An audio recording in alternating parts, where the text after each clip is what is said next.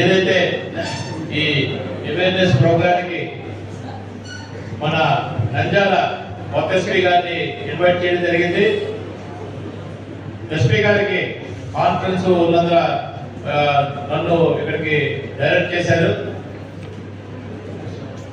So మీ అందరికీ నిజంగా ఇది మంచి ప్రోగ్రామ్, మరి మీ అందరికీ తెలిసిందే కదా.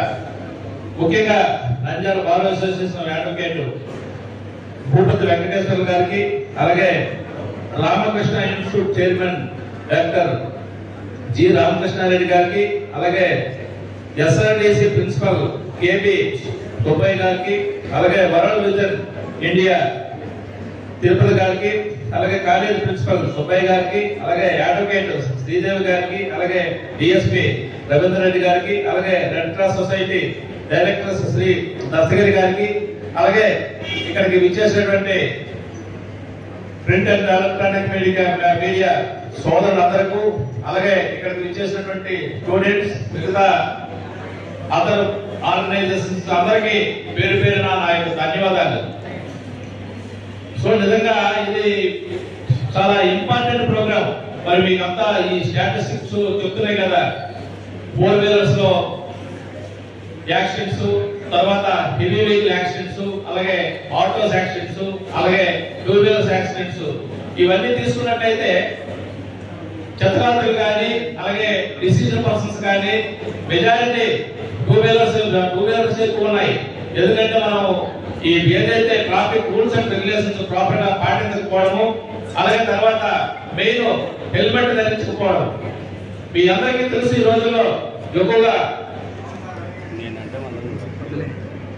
ఏదైతే పిల్లలు, చిన్నపిల్లలు కూడా ఈ 2 వీలర్స్ తల్లిదండ్రులు ఎలా చేస్తున్నారు, అది చాలా పొరపాటు. అది ఎందుకంటే పిల్లలు ఇంటి దగ్గర బయలుదేరేటప్పుడు ఒకలే బయలుదేరుతున్నారు, తర్వాత వాళ్ళ ఫ్రెండ్స్ ని వాళ్ళని వీళ్ళని ఎక్కించుకొని ట్రిపుల్ డ్రైవింగ్, తర్వాత అక్కడ నుండి జూమ్ డ్రైవింగ్, ఇలాగా డిఫరెంట్ గా డ్రైవ్ చేస్తూ తర్వాత చాలా ర్యాష్ డ్రైవింగ్ తో బళ్ళు నడుపుతున్నారు.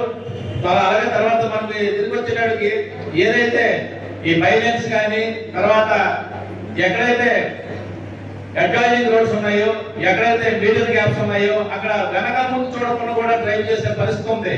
సో ఎటువంటి వెహికల్ వస్తుందో కనీసం ప్రాపర్ గా అబ్జర్వ్ చేయకుండా దాని మీద వెళ్ళిపోయి ఒకవేళ ఏదైనా హెవీ వెహికల్ వచ్చేటోడికి 2 వీలర్ వెళ్ళే ఆ హెవీ వెహికల్ కి గుర్తించే పరిస్థితి.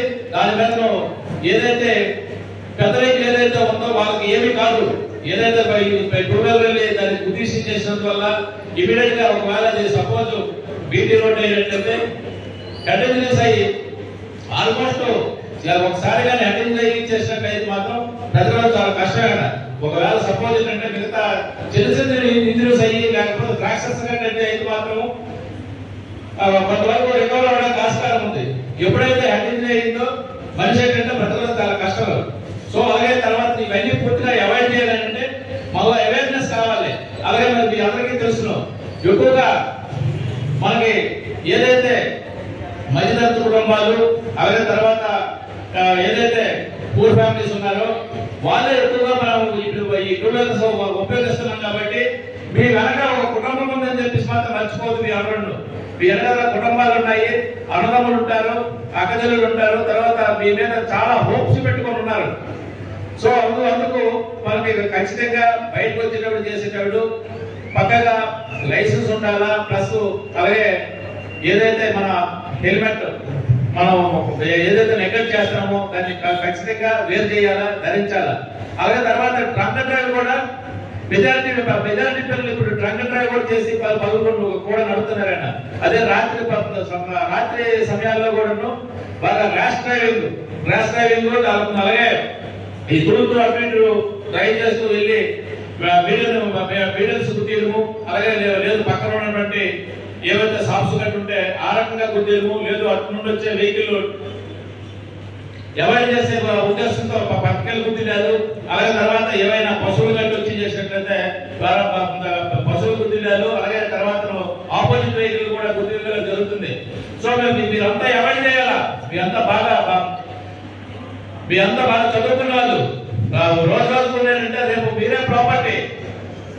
మనకు రాబోయే ఏదైతే మన యూత్ కానీ ఏదైతే ఉన్నారో రేపు మీరంతా పెట్టుబడి మన సొసైటీకి కానీ మన దేశానికి కానీ మీరంతా పెట్టుబడి రేపు మీరే ఇవన్నీ రేపు అన్ని రకాలు కూడా అభివృద్ధి చేసే పరిస్థితి ఉంది కాబట్టి ఇదంతా ప్రాపర్ కేర్ తీసుకొని ప్రాపర్ గా డ్రైవ్ చేసేటప్పుడు మాత్రం మన అన్నదంతా కొంతమంది ఉన్నారని చెప్పేసి అలాగే తర్వాత బిలియనరీస్ కానీ లేకపోతే సపోజ్ ఏదైనా వెహికల్ లో ట్రావెల్ చేసే ఇన్వెస్ట్ కానీ వాళ్ళకి ఎటువంటి వాళ్ళకి ఎటువంటి ఇంజనీర్స్ కాకూడదు ప్రాపర్ గా డ్రైవింగ్ చేసేటప్పుడు కూడా ప్రాపర్ గా రూల్స్ అండ్ రెగ్యులేషన్స్ ఫాలో అవ్వాలా. తర్వాత మీ అందరికీ తెలుసు ఇక్కడ సిటీస్ లోకి వచ్చినప్పటికి రెడ్ లైట్ ఆగాల. తర్వాత కొన్ని పరిస్థితుల్లో ఏదైతే మనకి ఏదైతే మన స్టాప్ లైన్ కాకుండా మిగతా ఈ లోపల యాంబ్రం ఉంటుంది, యాంబ్రం నుంచి చేసినాడు ఒక సపోజ్ మిడిల్ లైట్ అయితే మీరు పాస్ అవ్వచ్చు. అదే గ్రీన్ లైట్ అయితే మాత్రం కంప్లీట్ గా మీరు మీకు గ్రీన్ ఛానల్ లో వెళ్ళినట్టు మీరు ట్రావెల్ చేయడానికి ఇబ్బంది లేదని చెప్పేసి గ్రీన్ ఛానల్